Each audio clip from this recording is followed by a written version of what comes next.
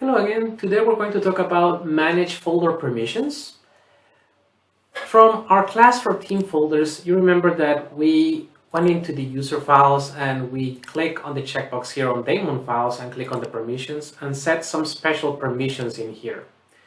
When the folder structure grows and you start to get hundreds or thousands of folders and files that have special permissions, it's difficult to manage them. So to be able to do that on a special location, there is an entry on your left menu that is called folder permissions, and it's going to list all the special permissions that have been set. If it's for the user files folder, in this case it's for the daemons file folder, and if I click on edit, you will see that I have access to edit all these permissions, to add new permissions, or to delete any special permissions that I'm interested in removing.